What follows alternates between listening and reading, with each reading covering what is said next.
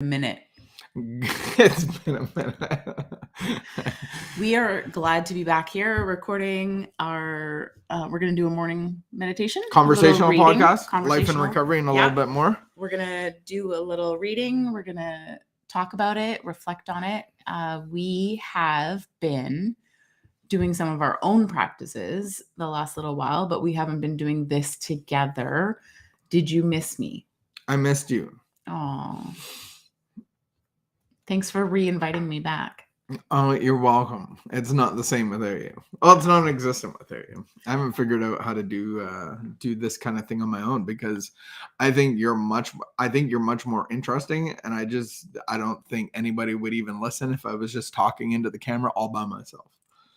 I'd probably It's designed. I think this meditation is designed for a conversation. And so thank you for having conversations with me. You're welcome. And we do have lots of conversations with each other through meditation as well. But in the hot tub with coffee, it's great. Do you think the hot tub is what's gotten in the way of us doing this? No. Okay. Just checking. What do you think? Do you think morning laziness got in the way of us doing this? Yeah, and I think you were a bit sick, then I was a bit sick. And do you have, does it make you feel like this is something that we started doing and we felt like it was productive for us? A couple people listened to it, so maybe it was productive for them. Do you think that change in rhythm, did you feel bad about that? Did you No. I change in rhythm. It was a good change in rhythm for us, but we are glad to be here today. We're not going to make any bold proclamations or statements about what? But I am away quite a bit in October, so we will try What do you have exciting coming up? I'm going anything this weekend? This weekend? This week? You're going to make me say it on camera. What? This weekend I'm going to motorcycle school. Oh, you're going to motorcycle take my school. Safety course, maybe get my M2. While you're doing the motorcycle school, I am going on a motorcycle ride. I'm going on a bike ride with a whole bunch of people starting in Rockland. Well, we're actually going to start at my house and then go to Rockland to join maybe 100 or 200 bikes. I just want to you might not want to call it a motorcycle in front of your your friends. We call it that in our house, but you might not want to call it that. I forgot that I said that in front of TV. My friend said that it's a fine line of getting the man card taken away when you say motorcycle. You just got to say bike. I'm going biking. All right.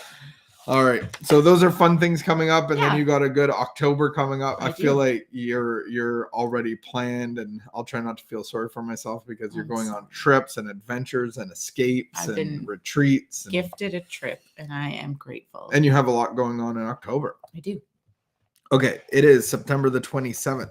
Man, it is beautifully almost fall. It is fall. It is fall. Do you think they call it fall because the leaves fall off the tree? Sure. It's also called autumn. Where did that come from? I don't know. What does autumn mean? Autumn. What does that mean, though? Where did that word come from? You don't use it in English any language. Other context. No, that's the name of the season. So word search and Google needs to, there must be a root word where that came from. You can't just make up. You can look it up later. Yeah, autumn. It's a lovely word. Continuing the consideration of the term spiritual experience, what often takes place in a few months could seldom have been accomplished by years of self-discipline, with few exceptions. Our members find that they have tapped an unexpected inner resource which they presently identify with their own conception of a power greater than themselves. Most of us think this awareness of a power greater than themselves the essence of a spiritual experience. Some of us call it God consciousness. In any case, willingness, honesty, and open-mindedness are essentials to recovery. Question: have I tapped that inner resource that can change my life? Question mark. Meditation. God's power in your life increases as your ability to understand his grace increases. So God's power in my life increases as I understand his grace. So what I don't earn, I need to understand what God's doing for me that I can't do for myself. And then his power increases in my life. The power of God's grace is only limited by the understanding and will of each individual. God's miracle working power is only limited in each individual soul by the lack of spiritual vision of that soul. God respects free will, the right of each person to accept or reject his miracle working power. Only the sincere desire of the soul gives him the opportunity to bestow it, to own it, to, what does bestow mean? Like to receive it? Yeah. Okay. Sorry. No, give. Bestow is to like give. God is bestowing it to us. Yeah. Bestowing it unto thee. Oh my goodness. But- So interesting podcast that I listened to yesterday, where they talked about how so this guy has like a PhD in structural development or something like that. Like basically his PhD, he's a doctor, and his whole study was around how to shift an organization or how to shift business, how to change your business. And he said it takes 7 years of mature, committed members involved in the organization to actually make that change. Wow. Which is what, when you read this at the beginning, so what often takes place in a few months could seldom have been accomplished by years of self-discipline. So we are looking for, so if you come to this program, if you come to a place in your life where you're like, what I'm doing is not working for me and I need to do something different. Like whether it's drinking, whether it's codependency, whether it's relationships, you just see like I have this string of terrible relationships, I need to do something different. It's going to take years and years of application and commitment to like actually have a significant shift in that. What he said was very fascinating is also the power of a group. So a healthy group together has a strong power to actually like help an individual grow and change. And none of this podcast had anything to do with recovery. It was very interesting to me. And when you add in, so this guy didn't say this, but I just realized when you add in God to the equation, it just magnifies everything. So you can accomplish what this big book talks about. If you're looking to get, if you're looking to get over drinking, if you're looking, you could accomplish that. You can accomplish that. But what you can accomplish with God through a spiritual experience, this is telling us that can happen in a matter of a few months. It's going to start to rearrange all of your values, principles, and the truth that you get to see the truth. Yeah. And God's actually going to transform you into something different. That's really cool. Yeah, that's a good insight. Because they were talking about unhealthy organizations and how do you shift an unhealthy like how do you see the warning signs? How do you shift it? Blah, blah, blah.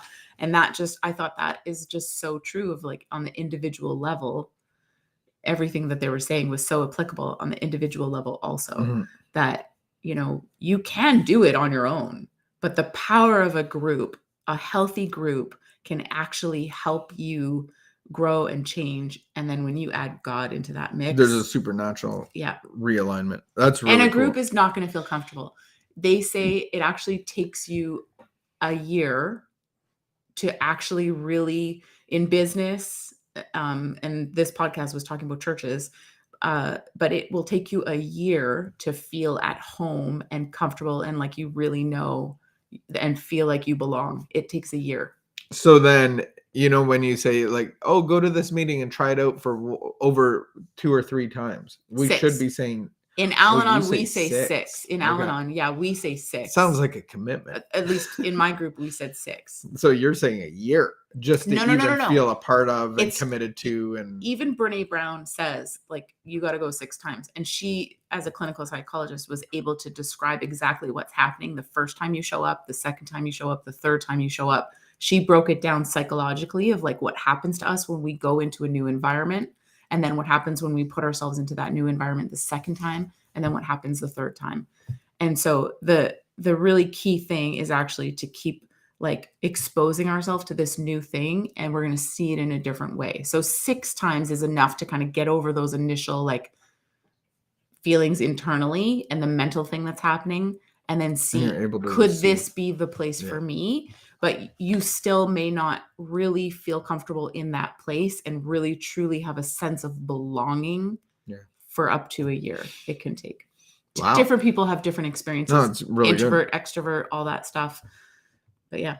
I like to write things off in the first half hour.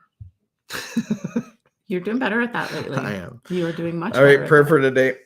But before we leave, at noon, our friend Norm is going to speak on about 11 reasons people relapse. So that's at noon on Zoom. So join us for that. Pass it on and share it and invite others to that. Otherwise, everything that we do content-wise is on our Ashes to Rubies YouTube channel. So use those as resources as well.